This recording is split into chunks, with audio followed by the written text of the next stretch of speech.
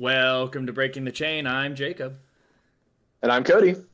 And this week we're just going to do a little review, talk about the meta on the RTN season, the calling, and how our tier list kind of held up.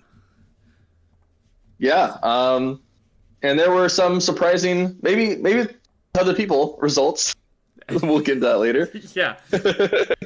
But Yeah. first off, do we want to start Go off ahead. with what you did in your week in Flesh and Blood? Sure. Yeah, I didn't play any armories, unfortunately, as usual. However, I did play an RTN. This is being recorded on Sunday, so not this weekend. I'm actually different setting. Oh, you got Last weekend I played. Oh, am I back? Yeah, you're back now. Okay. Long story short, played an RTN last weekend because we're recording on Sunday. And I brought Dash.io as expected, and she did pretty well. I'll go through round by round since we don't have a ton of statistics today, and I think we have time to go through it. So first round, I played against Chelsea on Vincent, and that matchup is actually not the best for Dash.io, but I kind of did a lot of strong plays, and there wasn't a lot of disruption from the Vincent side. Like I never got succumbed, for example, so I took that one down. Did you lose me again? No, you're good. I was listening. Oh, okay, sorry. And then second round, I played against Luke Harris, Anarchy Please. Unfortunately, we had the mirror match already. At least it wasn't in top 8. We got our mirror match round 2. And, just kind of like how the DO mirror match works sometimes. I found Dark of Geniuses and kind of just had the nuts. And his first turn, I don't win the die roll, so I get to go first. And his first turn was play a red backup protocol, red boom grenade, and boost a blue 0 to 60, and then play an item and pass. I won that game. So I didn't get to you last week, but after you beat him the week prior, he told me to tell you never to beat him again. So, starting now. Why is that? I'm not allowed to beat him. Yeah, apparently not. He was pretty upset. Oh no. Well, yeah, we'll get to his results this weekend too, because it's kind of relevant. But round 3 was against Alex on Kasai, and that matchup is pretty 50-50. I found that basically from the Dash.io side, you have to do this delicate dance where you can't they can fatigue you easily if you just like throw all gas no brakes. So you have to do a little bit of setup, but every time you set up, they can just convert their hands for some good damage. So you have to do this kind of like back and forth. You do a little bit of setup while also keeping the foot on the gas. They don't kill you. Mm-hmm. And this game kind of had that where my early hands were just really bad, and so he was killing me. I think live totals was I was like 15 to his 25 or 30 or something. And so I was just super behind. But then I had to basically play for my out of just finding the max V on one turn and just narrowly getting there. In terms of like forcing enough cards out of his hand to keep the pressure on and kill with like exact lethal turn. One was a really close game against Kasai that I got, so I was 3-0 there. Next was against Nick on Slippy. Now this guy, the past 2 PQs I played against him, we played against round 1, 2 PQs in a row, and both games I lost. He just destroyed me. And so thankfully the curse was broken. I didn't play against him round 1, and therefore I won. But really close game. Yeah, exactly. Just if I don't play against him round 1, I'm fine. But he was playing with the new cards because Slippy got the armory deck then. And so he actually did the play where I forget the name of the new card that says it gets the text of the previous. Yes. So he literally played that card into Take It the Mantle to get the double effect. But thankfully the second effect was just a double trouble, so it got +3 and did the banishing effect, which I didn't care about at the time. But he did do that combo where he basically doubled up the effect with. I didn't really take that one down. I basically forced enough blocks again to like put him on the back foot and keep the pressure on and get there. Well, it's a good thing I went over it with you the week before, so you knew what was coming. Yeah. Well, what's funny is I didn't actually know this. He threw the attack and he had already played. What was it? he had another attack that he played that had a somewhat irrelevant effect. Mm-hmm. But anyway, he then played Take the Mantle and he picked the double trap. I was like, that's pretty cool. It didn't disrupt me, thankfully, but it did a lot of damage. Yeah. He also played the other card that was the one where you randomly choose to banish a card from their hand, arsenal, or top deck, and Meat Madness or something. that one was interesting. I think so, yeah. Which it felt fine. He threw it against me on turn 0. I think he went first. Threw it against me on turn 0 and hit destroy my arsenal. So it didn't really matter. But then the second time he threw it, he like randomly rolled the banish from hand. But I had like a grenade in hand that I didn't really care about anyway, so I just like it. So it was okay. Like it didn't seem that strong because it's a random effect and sometimes it just doesn't do anything. And so it's like really a 0 for 3 do nothing sometimes. Yeah, and like sometimes it banishes top card of the deck, which unless you're like fatiguing somebody, it just doesn't matter.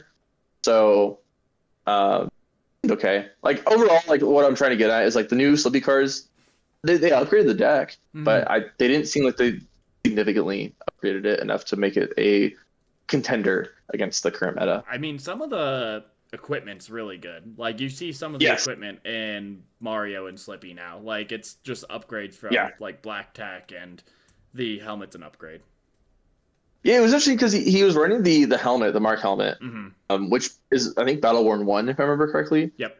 And I asked him, I was like, "What were you running before this?" I can't remember, and he said he was running Crown of Providence. And I think like at least against Dio, I would much Crown. I think Crown would still just be better just for the one extra block first of all, and the hand fixing just to make the hands meld.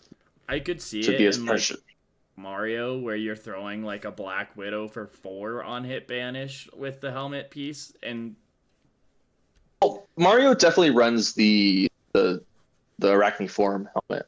Yeah. Slippy could run it too. But maybe they just don't. Maybe this is not good enough for them. But anyway, it was an interesting matchup, but I did end up getting there. Thankfully, broke the curse. And then round 5, I played against Michael on Prism, and that was basically just a non-game. I found a max V really early that I was able to pop with, and then on his turn, I think I drew up my hand, and then I looked at the top card of my deck, and it was Red Backup Protocol, and it was after I already had a max in the grave. And then he attacked with an attack. I think it was like Herald of Triumph, and I was like, I'm so sorry, Michael. Play Red Backup Protocol with Pitcher Blue, pop it, Red Backup Protocol, grab the max V to be able to pop against like one card, grab a popper once again. That's crazy. And just kept doing disgust. I think I ended the game at like 30 life or something crazy like that. That's wild. Yeah. And then round 6 of playing against Mercy Bickle. This was the 2 undefeated, so we're basically only playing for who goes first or second if we meet in the finals. And again, I was like, I looked at my opening hand, I won the die roll, and opening hand, there's a Tekla Pounder there. I look at the top card of my deck. There's a Cerebellum Processor. I'm like, I'm so sorry, Mercy. So yeah, that was an interesting game. I think I spooked her with how easily I was able to read that she had a D-React in her arsenal. And so like the end of the game, I was like, sure you have a D-React in your arsenal. And she was just like, okay. And then sure enough, she had the D-React in her arsenal. And then like I think it was like a turn or two later, I was like, I feel like you have a D-React in your arsenal again. And she just like put her hands in the air. And she's like, what do you mean? Sure enough, D-React in the arsenal. It's just like it's like the way people like play and block. I just have a feeling now. I just have this like weird intuition that they're holding back a D-React. They're like trying to hold it for the next 4 power attack I'm gonna throw at them, so they don't have to use armor. Save it for something that's a little bit more threatening. Like, oh, there's a boom grenade behind this. Yeah, it's almost like a poker tell, like that I'm getting off of people these days when it comes to D-Reacts. But anyway, so I won that one because I high rolled shit for turn 1, and I was able to use that to take away the game. So I had a Swiss 6-0. It was by the way, it was a 55 person RTN, I think. And there were 0 KOs. which we'll get into later. There was 0 KOs. KOs, that's crazy. I think it was like 5 Kasai, 4 or 5 Dash IO. It was like 3 or 4 Prism, 3 or 4 Marios, and there was like 3 Vincets and 3 Jarls, which was spooky. I think I didn't run into any of them, but there were a lot of Jarls there. And so, long story short, yeah, no, they were hoping to find me, and I literally sat diagonal from Tucker, who was on Jarl, and I was like, thank God I did not sit one seat clear. Yeah. And then Alex from Ashwigs, he beat him on Huntsman in that game, and I was like, thank God we took him out. I would much rather play against Huntsman than Jarl if I had to run into either of you, but I didn't play against either of them. Anyways, long story short, trying to get at is the top 8. I was first seed going into it. It was I was the only Dash IO. I think there were 2 Kasai. There was a Prism, Michael, the Prism I played earlier. Mm-hmm. There was a reviled KO, a Mario, and I forget what else. There was a Slippy, the Slippy I played against. And I think that was it. I think that was the gist of the heroes. So round 1, I play against Michael Lau, who's on Prism, and I get to choose to go first. And yeah, so I have this curse, by the way, where I go undefeated in Swiss and somehow lose in top 8, first round of top 8. Didn't you do that last week too? What do you mean? Or didn't you do that last week where you went like undefeated or like got first seed? That's this tournament. That's this tournament. Oh, that's this. That I'm talking about. Yeah. I forgot that was. Yep. I did it at the Phoenix Battle Hardened. I did it at I think just 1 ProQuest last season, and I did it at the Colorado Tournament of Champions. I think is what it's called, where I went undefeated and lost round 1. Actually, that one I also went undefeated in Swiss and then lost round 1 to a Prism with Dash IO. So it was basically a mirror of that, honestly. I thought that I didn't make any mistakes, but looking back on it, I made a really dumb mistake where his first turn, he played Dissolve Reality, which I was not prepared for Prism to be running that right now. But he played Dissolve Reality, which is the card where it bottoms your arsenal, and then everyone gets a Ponder token. So he played that, and then he attacked with a Herald of Triumph, and he had a card in hand. And I just forgot that he had a Ponder token, and so I shoved armor in front of it to stop the on hit, because usually stopping the first Herald hit is pretty good.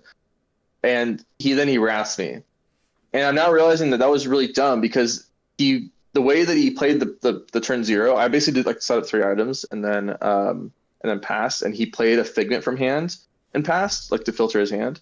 And I'm realizing now that the way that he filtered his hand and played his turn, he always had an Angelic Wrath in hand there, and so I gave him armor for 0 reason, which I could have used later on to stop a different Herald on hit.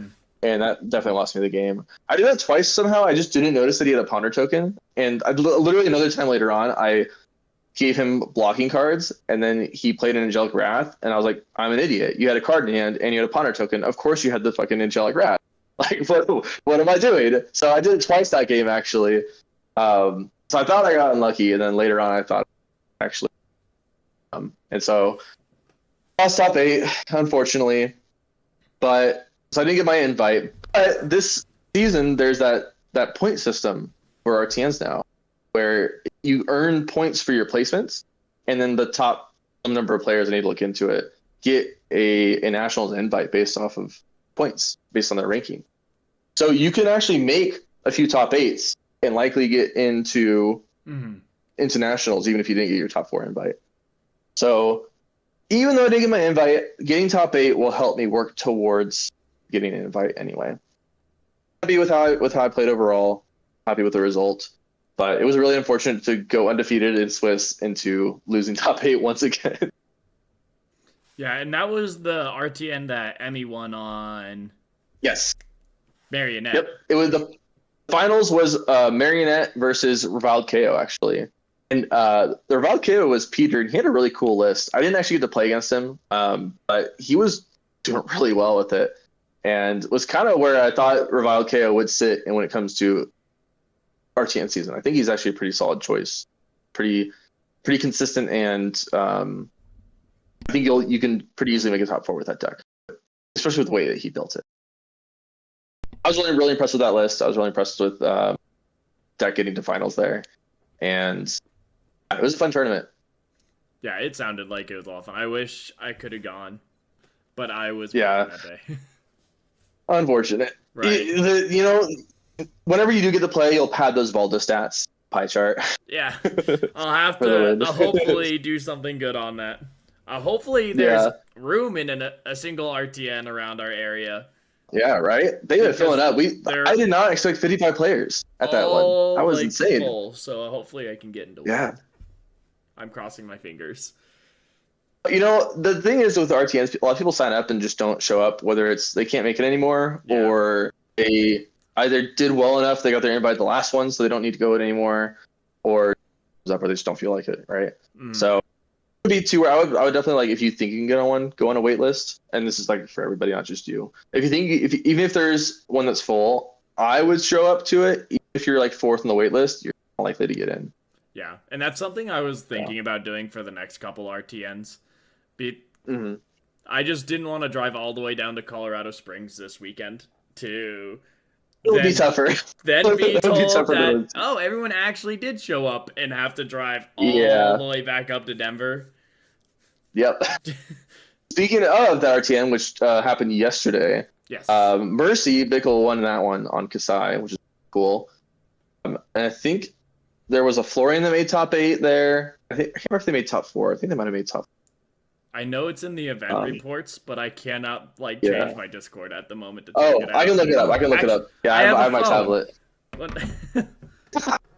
I have a cellular device. It's crazy how this works. But yeah, we can look at the event. All right, event reports. Let's see here. It was Luke on Dio. Yeah. Yeah, so I was going to bring that up too. Luke from Anarchy, please. Suffered the same fate as me, unfortunately. No. Undefeated in Swizz, and then lost his first round top 8 to Michael on Marlin. And Michael is a local ranger specialist, and he is a beast. He's won Pro Quests on Azalea and stuff before, and so it looks like he's switched over to Marlin. And Luke messaged me, and he was like, see what he said. He said, literally 12, 16, 16, 12, all overpower. Only one of them didn't strip a card from my hand. So that can just happen against Marlin, unfortunately. It is what it is. But it sucks that he suffered the same fate as me. The Dash.io fate, apparently.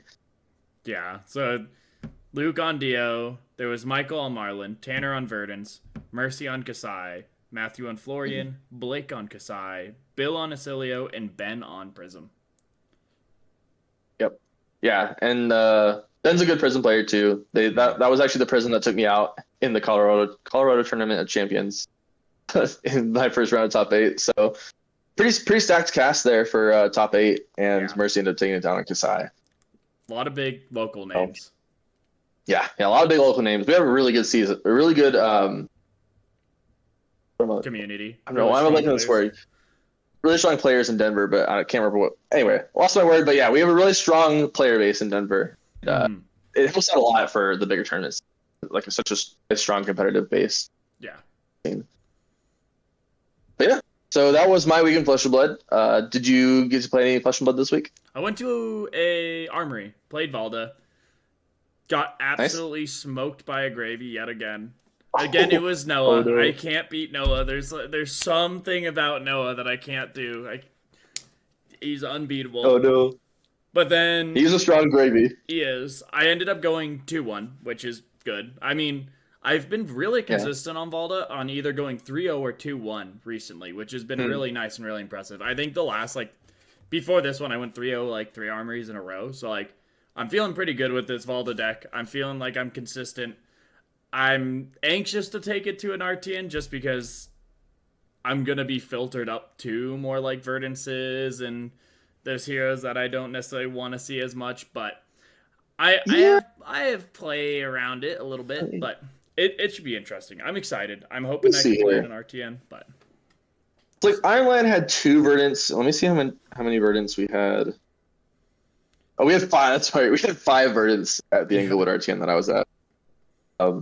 There were a lot of Verdants there, that's for sure. So there were 6 Vincent. I was actually the most represented hero was Vincent, which is crazy.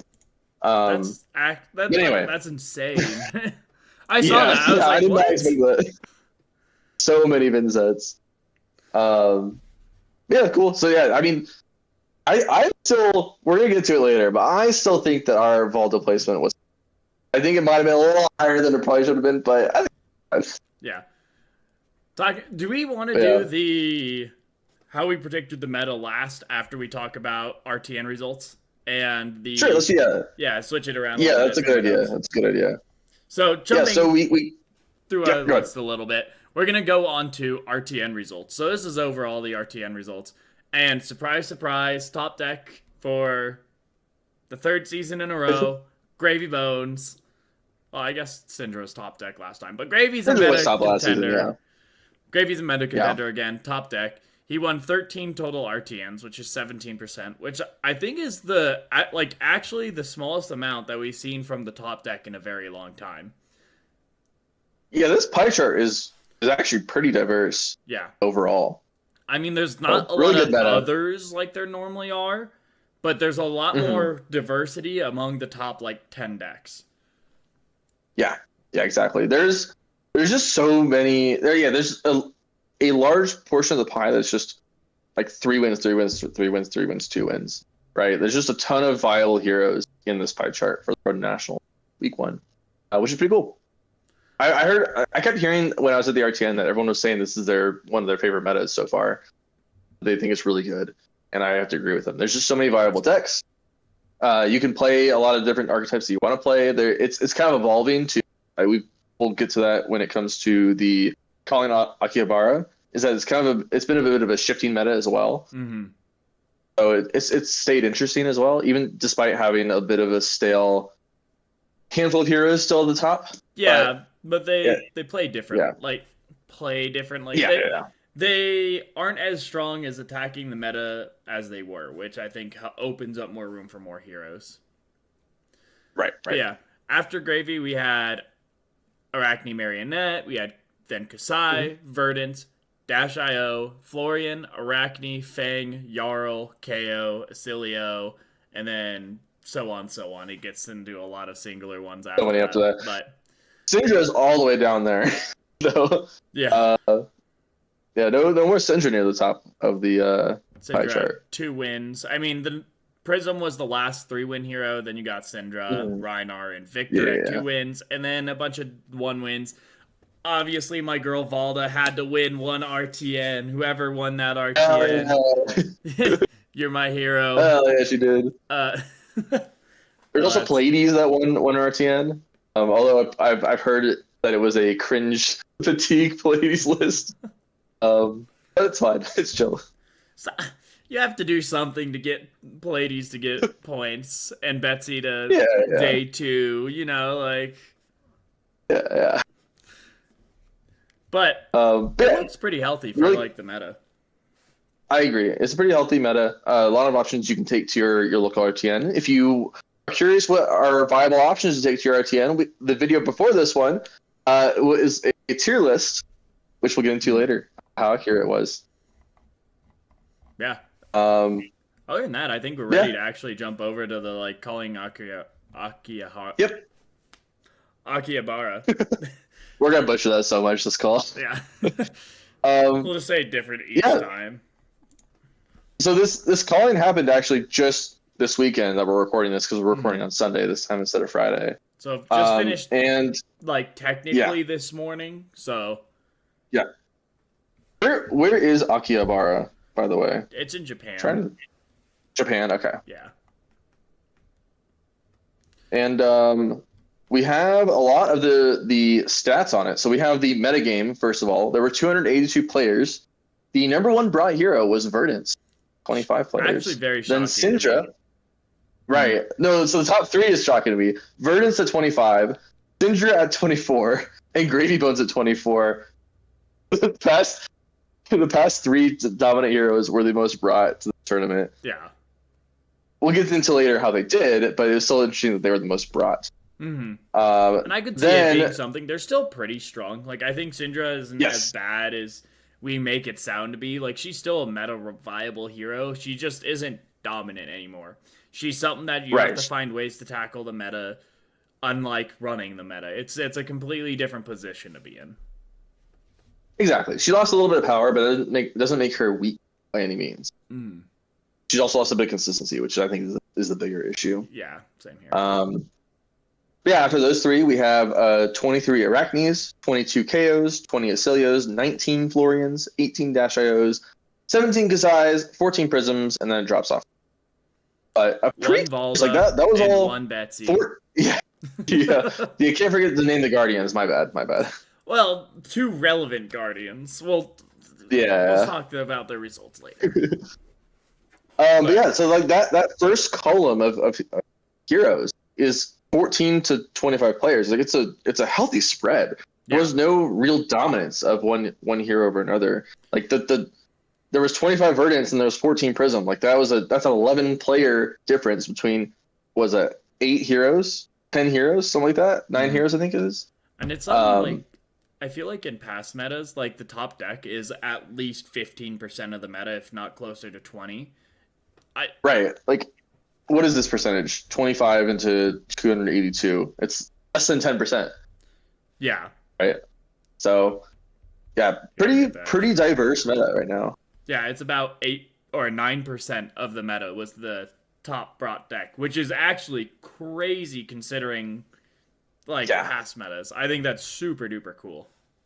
Yeah, usually there's at least one 10%er, Yeah. but yeah, And I mean it it's was still very, like very I want to say it's still an early meta, so it's hard to like again pinpoint one deck and just bring the best deck in the room.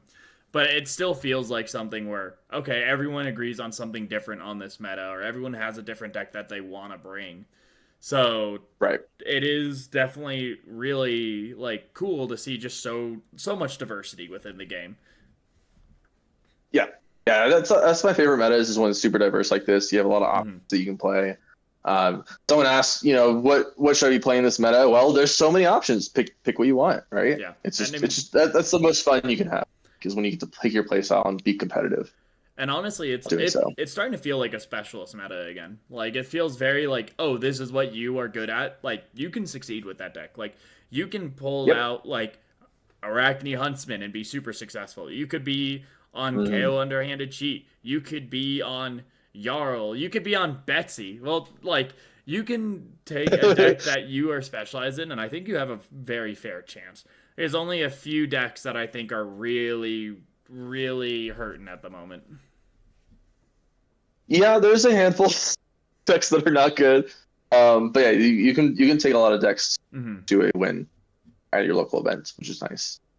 Something else, some other stats we got from Colin Akihabara, conversion rate of heroes.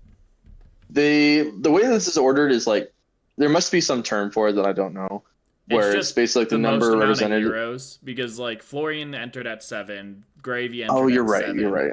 Kasai entered Yep, at 6, Dio at 5, Acilio at 5, and then it's ordered by percentage within the like 7. So that's Florian what it had the is. Okay. highest percentage as the most dominant hero in day 2.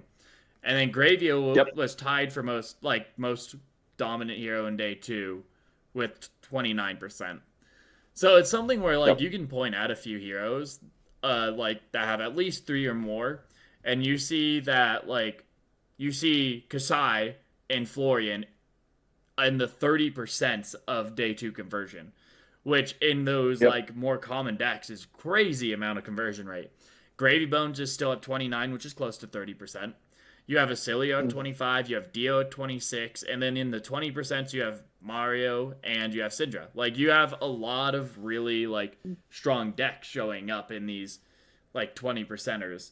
You even have Prism Yeah. that's at 3 heroes showing up at 20% conversion rate. And then you Mm. go a little bit lower, and you go to Arachne, you have 50% at 4, you have KO at 40% with 2 showing up. And then you have the 2 best players in the room on Betsy and Valda, 100% conversion rate. Just the best Yep. heroes. In the current meta, Guardians are the only ones with 100% conversion rate to day 2. What can I say? Yeah, you got a point there. I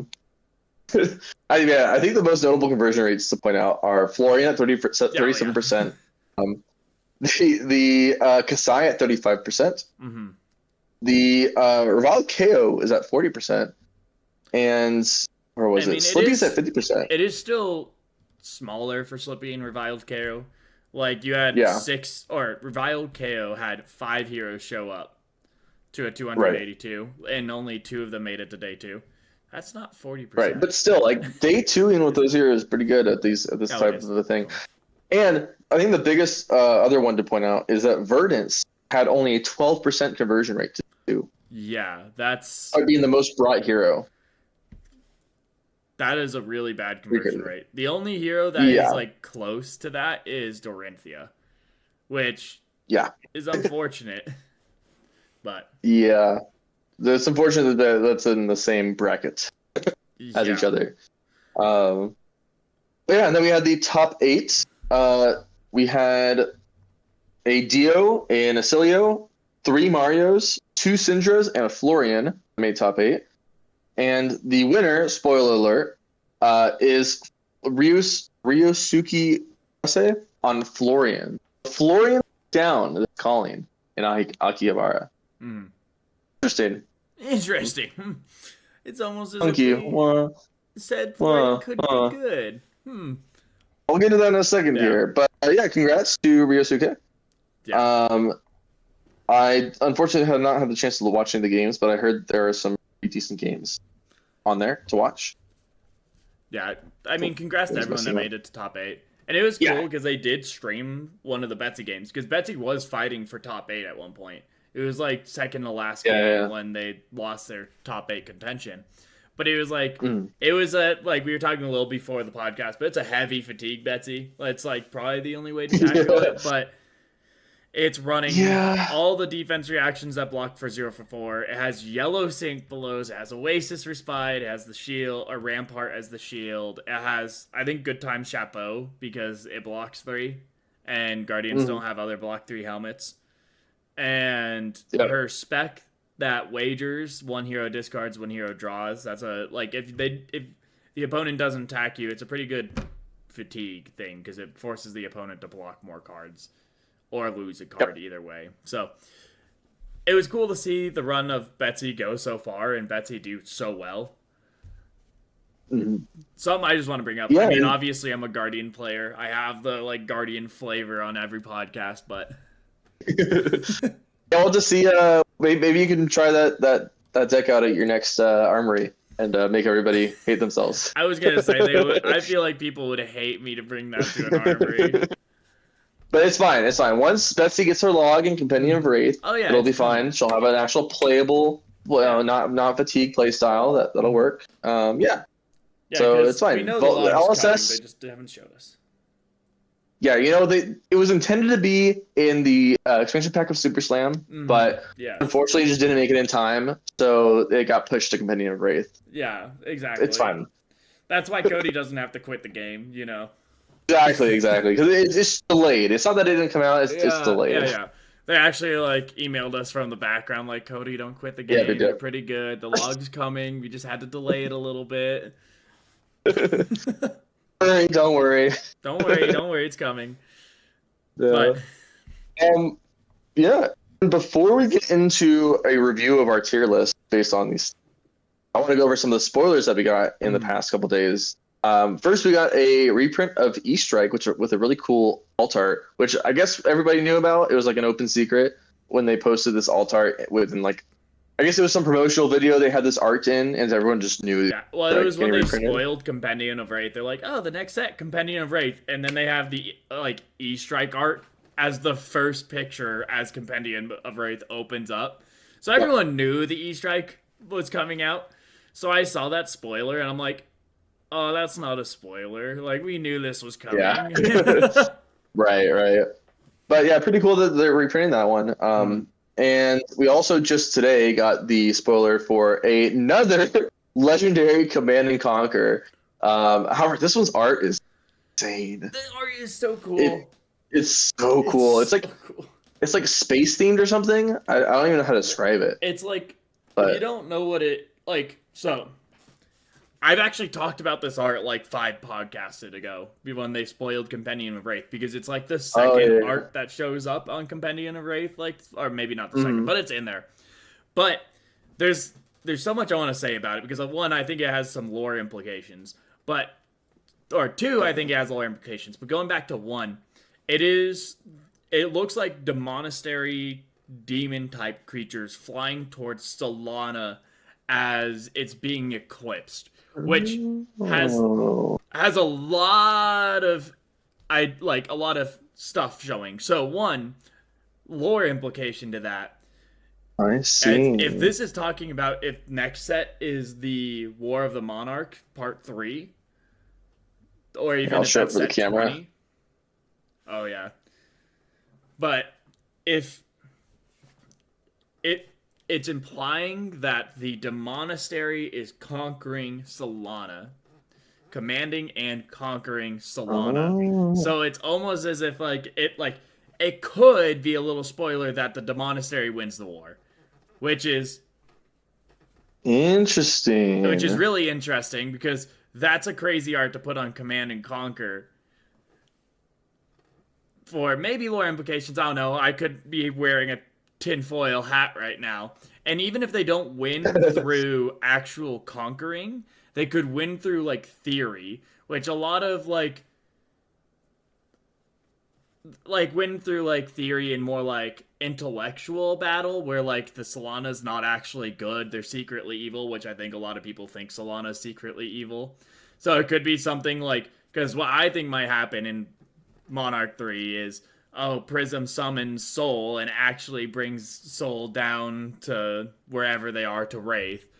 And Soul ends up being one of the evil beings that humanity tried to wipe, or not humanity, but all the mortals of Wraith, best way to explain it for me, humanoids of Wraith, tried to, or went to war with back when Jarl and Oldhim were alive, or were like younger.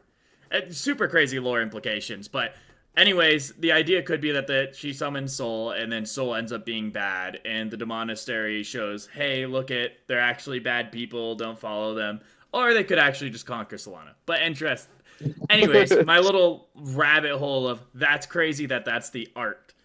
But also the art's insane. Yeah. The other cool thing is there's an eclipse in the Mhm. background, which also is a signifier of chain. So does that mean we're getting a chain reprint? Because chain is what brings, or like, Hmm. chain is bound to Ursur, which Ursur is part of the eclipse, which a whole big thing of like, Interesting. is Chain coming back? What happens to Solana? Does the Monastery win the war? Like, it's all of a sudden pointing a lot of fingers at something just because that art's on Command and Conquer. It's really cool. It's really cool. That's a lot of lore that I had no idea existed. Yeah. Um, yeah, that'll be interesting. I'm curious that we got more of that, like more of that lore. Feels And like they did a good job with High Seas, but we didn't get much for Super Slam, right? yeah, and I'm wondering if a lot of their lore team, like, hey, because this set has been told to just be a bunch of lore articles. Like, it's Mm, like touching up on a lot of stories. Like, where'd yeah. Katsu and Benji go? It's probably like, hey, this is Katsu and Benji. This is their story. Oh, what's Ira doing right Mhm. now? Finish up Ira's story. Put this here. Oh, did Kasai ever go home? And like, maybe if it's a bigger story point, we won't get it because it's probably going to be something in the future. But it's something like they're coming up, and they said that this is supposed to touch up and finish up, or even just extend a lot of stories. It's not supposed to be one big Okay. story, but it's a compendium of a bunch of stories in Wraith. So there might not be anything I see. specifically for the Monarch War, because we know that's coming this year. Because we know that's, I think, the biggest lore Right. piece in all of Flesh and Blood, and we know there's a set dedicated to that this year. But that's, Mm. so I can imagine the lore team is like, hey, we're not working on Super Saiyan. Like, that's a fun set, yeah, but the lore is not as important as we need this compendium lore and we need the Monarch War lore. Like, we need Yeah. to work on that now. So, Makes sense. That makes sense. Yeah, they've been just a little bit busy. yeah. Um, oh, cool. Yeah, I can't wait just to hear. Because yeah, like you said, we're getting Monarch 3 this year. probably the set after Compendium of Wraith. And I guess we'll see. We'll see. Maybe a chain reprint. Maybe Monastery wins. Find out. But anyways, taking off my tinfoil hat. Yeah. We have a couple more spoilers too, actually. Oh, we do? Unless you have something more to say. No, go ahead. I didn't realize there's more. They're not for Compendium of Wraith. They're alt arts from Pro Tour Yokohama.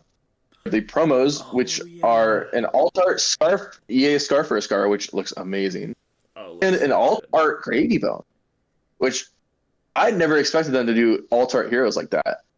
Well, it's that's like really the interesting. Anime heroes that they have for like Viserai, Dorinthia.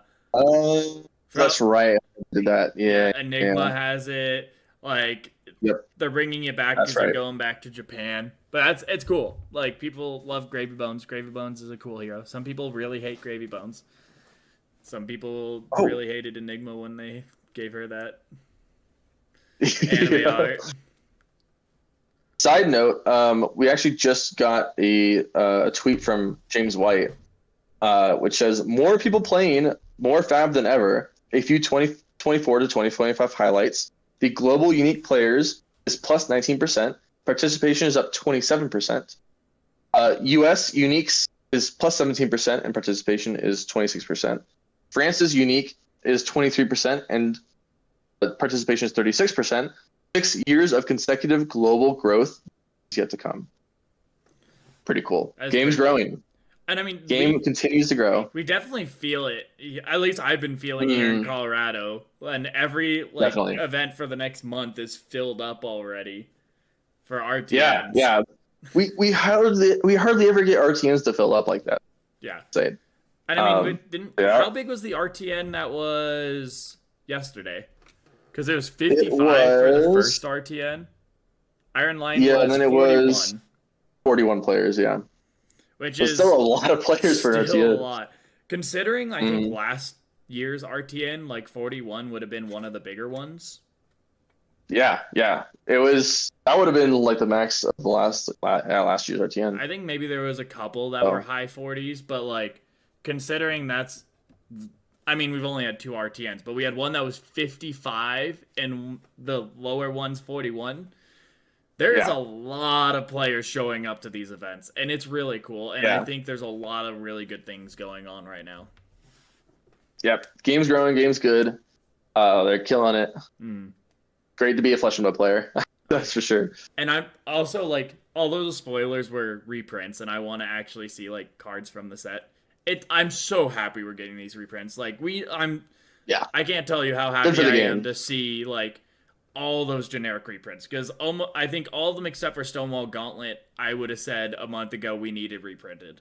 So to see like CNC reprint, Tunic reprint, Quick Dodge Flexors reprints, Crown of Providence reprint, Shelter of the Storm reprint, E-Strike reprint, like we're getting it all. It's great. Like if someone's a new player, they want to get in the game, they should just buy a ton of Compendium of Wraith. They're gonna have so many staples. This is like anything they need to build a deck. This is amazing. The perfect set for like a new player. If you're just looking for generic stuff, or like, I don't know my class, I just want to get a bunch of cards and see what I kind of fall into, maybe have a little bit of trade bait, like, boom, this is the perfect one. Perfect set for it, yeah. And then you pull a legendary, and it looks like any legendary is going to be a hit. Like, you just pull it, and it's like, boom. Right. Command and Conquer. Boom. Shelter from the Storm. They're all very playable, Crown of Dominion, like, win. Quick Dodge Flexors. Like, you can't lose this one. It's crazy. You're not going to pull a single legendary that's, like, undesired. Yeah. Which is nice. It is really cool, and it is exciting to, like, see Compendium of Wraith and all its spoilers. Although I really am waiting for them to give me a new spoiler, like a new card. well, we're getting all of them on January 31st. We're getting all which, the by the way, rares.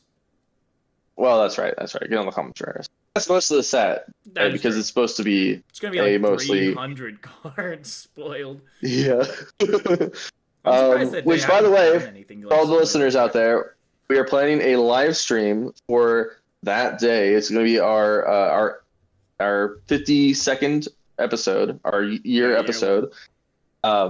So we're gonna do it live, and we're gonna go over all the spoilers live with everybody. So keep an eye out for that. We're gonna give some more details as it put that out there.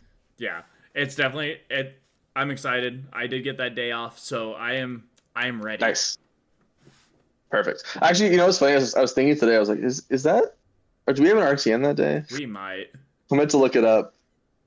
We do, but it's one that I probably won't go to. It's in the Springs.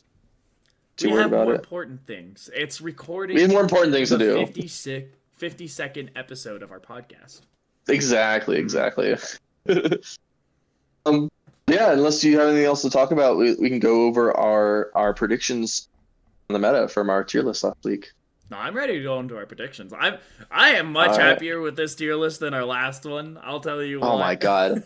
Our last one was terrible. It was garbage. It was not worth watching. It was so bad. But this one was good. I think we did a good job. Pretty good. So let's do some review. So some recap. In S tier, we put Mario, Kasai, and Gravy. In only a specialized, which was basically like S and A tier, we had Dash.io and Acilio. And then in A tier, from left to right, we had KO, Verdance, Florian, Prism, Valda, Cheeto, Arachne Huntsman, Jarl, and Fang. And then I won't name the rest of them because I'll be naming. Yeah. So those like the most notable ones. First, I want to break down the S tier. Like, one, we'll go over. I think we did a great job for the most part. There's a couple things we could definitely change around, but I'm actually pretty happy with how things turned out. Like, looking at S tier. Yeah. We have. Look at this pie chart and then look at our tier list. Like, sure, we could have had the ordering different, but we had the S tier. You're right.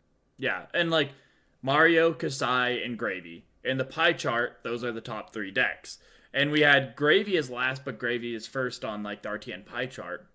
But then going back down to the Calling Akihabara, like Gravy didn't make it in the top of that, but Mario, which we converted said would be the best, converted 3 into the top, and the Kasai converted none into the top. 0. Okay, but yeah, but that's. But did you really well day 2 for what it's worth? Mm-hmm. Really good day 2 conversion. And I mean, this is like a top, like, get your nationals invite, not necessarily win it all. But, yeah, and Kasai getting the highest conversion rate, pretty good. I think Mario having the lowest conversion rate, I guess you could argue Mario shouldn't be the highest. Even though they won the calling, the conversion rate's probably more important to what we were rating on. But I think our S, we nailed S. I think S is, boom. Yep, Perfect. I agree. Maybe you could switch around a couple of heroes, but boom. Right, the ordering of the S tier could be switched around, but otherwise, the S tier itself is good. Only specialized, Dash.io did do 5th best when it came to Road to Nationals wins. And then Acilio was not quite up there. But again, it's only specialized, and there might just be less. I think there's just less Acilio players than there are Dash.io players. Yeah, and I want to so even though it didn't put up numbers, it still did well. I also want to say that, like, Acilio, I think, is harder to specialize. I think he generally is considered a harder deck to play. Yep. So it's something to note too is that we only had the stats on RTN wins, not RTN top 4s. Yeah. So there could have been a lot more Acilios at top 4 and just didn't get the win. Same with any of these heroes. Yeah, no, and that's something where I'm like, I actually am pretty happy with that specialized tier. It wasn't meant to be S tier or A tier. It was meant to be something like you can top 8 with this. You can top 4 with these decks.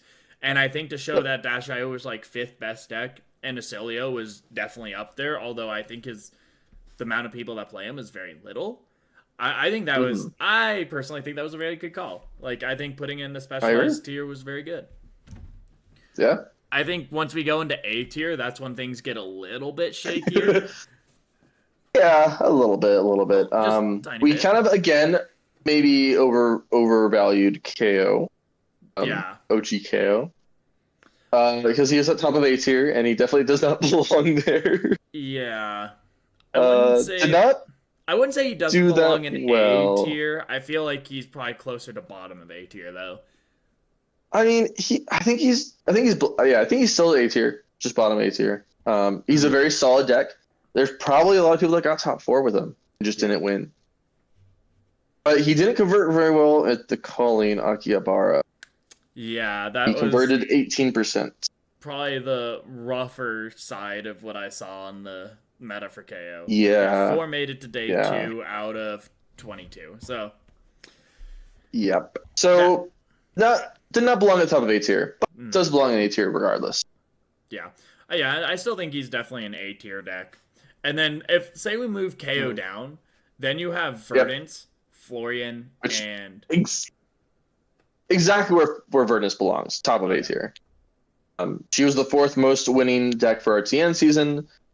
She did put up numbers, but not conversion rate for Colin Akihabara. But I do think that I think that's where she belongs in terms of an actual power level amongst other heroes. But this was a tier list for RTN top 4s, not for RTN wins or like Colin wins or just overall strength. So I do think that she does belong top of A tier, RTN top. I think that was exactly where she should have been. Yeah. And then Prism, again, might be a little high. She's under KO, but I also think that she has less representation than KO. And talking about the 2 RTNs we had here, we had 2 different Prism players on top 4, right? I know that's like really nitpicking. Very nitpicking there. Yeah. But it's something that I think it's like it's again less represented. I mean, we can look at the calling. It's 14 compared to like the 25 of Verdance or even the 22 of KO. That's 8 less players playing that deck. So it's something where it's like, I think, again, maybe she should be a little lower on A tier. Well, considering the rest of A tier, I think that's actually a pretty fair place to put her. I think so too. I think that I will say that she maybe could have been in the only of specialized section of the tier list too. And maybe that's where she actually belonged, was at the bottom of the only specialized portion. Maybe shifted slightly further down the A tier, but A tier hero regardless. The next one, Valda. We skipped over one, by the way. Kind of. Oh, kind of. So Florian we put in 3rd of A tier. And the main basis I had on that was the stats were looking really good on it, even though I didn't have a full grasp of how he performs post Bound Carapace ban. Stats were good, and I thought about it. I was like, I'm looking at the top heroes. He performs well into a lot of these heroes. So I think he does belong in near top of A. And I got one flag that the RTN that I was at, you and you are like cutting out without naming them. You're like getting censored by your own mic right now. Oh, was I actually? Yeah, you're like you and. That's funny. Yeah. But anyways. Well, yeah, but yeah, there's some people that are saying like, Cody, your tier list was great, but what the fuck is Florian doing? I was like, yeah, I mean, that said he's doing. Like, nah, you're wrong about that. But sure enough, look at those Tien wins. He's just below you. He's the 6th most winning hero. And then he wins calling Akihabara a good hero right now. And he especially has the top best 4 RTN conversion rate out of like a highly represented hero. So I think we actually nailed Florian's spot. I think we did too. I think he belongs exactly where he is, right below Verdance. I think that's exactly the right spot for him. Take that, everyone that listens. Take you that, you don't argue with the podcasters. We told you last time. We're always right. If we have a podcast, we're only speaking facts, not opinions. Exactly.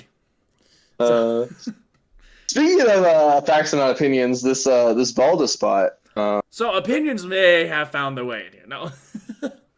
I kind of Jacob said it before the podcast, and I don't know why I said it either. I said, why is Valda up there? And I was like, Jacob may have been a little carried away, a little biased. And then he reminded me, wait, it was actually my idea. Yeah, he kept trying to push it down. I was like, no, let's keep it middle of A. Yeah, because like the stats say Valda's really good, but I think the difference between Florian's stats and Valda's stats is Valda's really good into everything except for the top decks. Yeah, exactly. And that's like where she gets a lot of conversion. Is like, oh, I can play every single deck, and then I play the top decks, and I get a little more roughed up. And like for an RTN, like that's okay because you're going to be playing a lot more wider fields, but. Yeah, I think it's the big thing, right? It's like you will very easily make top 8 because you'll only run into some number of those top decks at the end. But then depending on where you're in top 8, you might run into one of those decks. Yeah. So it might still not deserve a spot there, even though it does well into everything except for those decks. But I do think that it is at least the bottom of A tier type of deck. Yeah, And I think it's fine. I think it probably belongs closer to, or like in the B tier. Not like to the Mm. bottom, but I do think it belongs in the B tier more or less. I think that's probably Okay. I honestly think that's probably one of the biggest wrongs we've made, which is unfortunate. I love Mm. Valda, and I'm gonna prove us right. I'm gonna prove us right. I'm gonna win an RTN, and then I'm gonna be like, we were right. Exactly. Everyone else is wrong. But no, Exactly. I think she is underrated. I don't think she's as played as she is powerful, but I think she does struggle into mainly Gravy Bones. I think you can win the Marionette matchup, and I think you can win the Kasai matchup. I think it is really just Gravy Bones, and there's still a lot of Gravy Bones that are like taking Valda down. It's worth, by the way. There is just a very low play rate for Balda. Like for this calling, there was one Balda, and they did convert to day 2. And then we did get a win for Road to Nationals, but we don't know how many Baldas played in all these tournaments. That's true. Like 15 total, right? Like let me look actually at our local stats for how many Iron Baldas Lion we actually had 3 people show up on Valda. Oh, really? Yeah. Oh, shit. But I don't think anyone showed up at That's crazy. Other one. The 55 player one, there were no Valdas. I was pretty disappointed. Yeah, I was actually about to get into chat and be like, what is this? No Valdas? Is this even Colorado? Like, I do think that Valda is severely underrepresented and therefore could belong where we have her, and we just don't have enough data to support that. Right? Again, we don't have we're the actual podcasters. Everyone else is wrong. We're right. Right. We're right. Yeah. There's just not enough data for us to prove that. Or for Exactly. you guys to know what we know.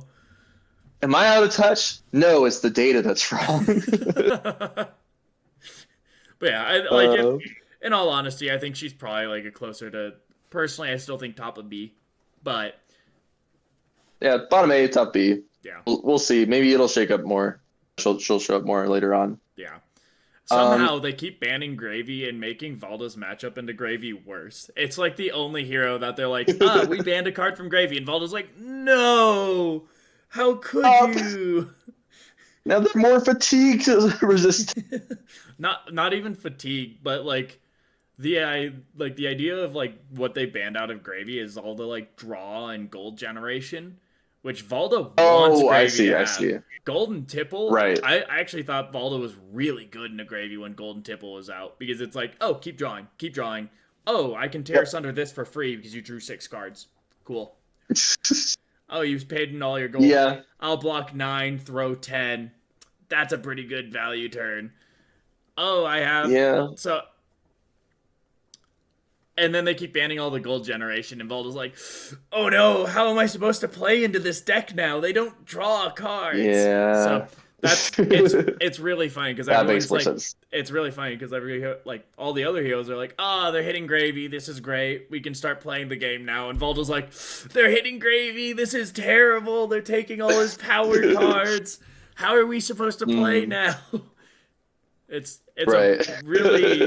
It's really interesting playing on Valda, and like a power card gets taken and Valda's like mauling in the corner. Poor Valdas. But fine, you'll win an RTN. You'll get the stats padded for the Valdas out there. It's chill. But the next hero we had as RKO, which I actually am pretty happy with that placement. Even though again they only won 1 RTN. Their conversion rate and the calling, and I also don't know how many people are playing RKO. I also think RKO is just generally strong in this meta. I could see RKO being good into Mario, and maybe alright into Kasai. Gravy might struggle, but like a lot of the other decks. So what I was going to say is I think that this is another one of those things where we're not going to see the stats cooperate here when it comes to top scoring on RTN, because I think a lot of these top decks are a bit tough matchups for RKO, and therefore it's going to be unlikely that he wins. I think that it's pretty likely that he top 4s. So even though they only got one win, I think there's probably way more top fours that are out there than the one win. Yeah. And than the win that represents it, if that makes sense. Yeah, and I understand what you're saying there. I'm actually pretty Yeah. happy. If anything, maybe move KO close to the bottom and then RKO right under KO. I still think Yep. he is an A tier hero from where Yeah. everything stands right now. I agree. And I think we can bundle the next three together. Arachne Huntsman, Jarl, and Fang, we all had at the bottom of A tier. And if you look at the pie chart, they're all also right next to each other in the pie chart. It's Arachne Huntsman, Fang, and Jarl, which is Yeah. pretty sick. We predicted that fairly accurately, actually. Just the next top three decks. And like that's where like honestly, if we like move Valda to the bottom of or not bottom, top of B, then we have KO and RKO The KO is at bottom. behind like Fang. I think boom. Tier list. Yeah, that's like a perfect tier list right there. Boom. Yeah. But Yeah, then maybe Prism a little lower too. Maybe Prism near.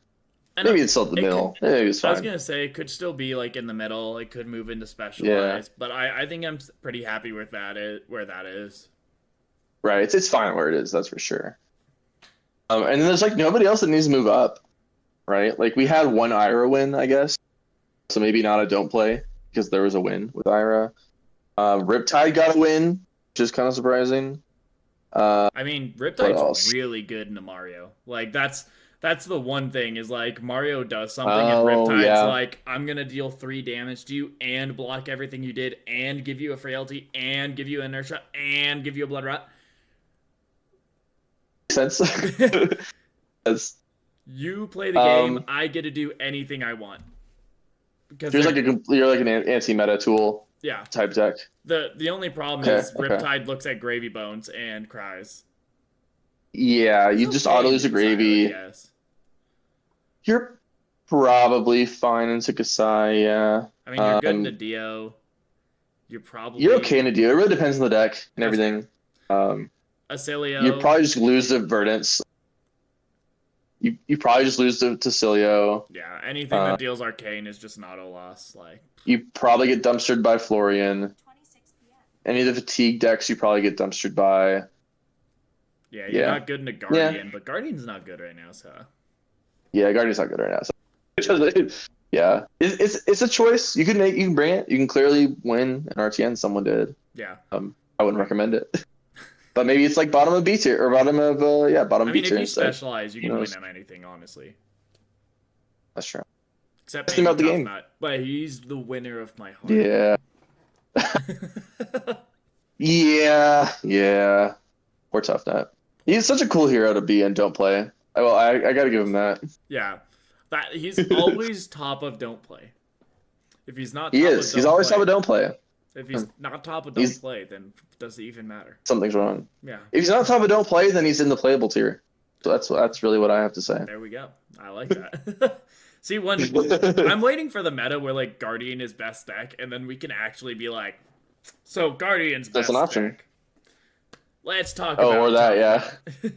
Yeah. He blocks 10. Might be a while. Might be a while before then. It might be a while.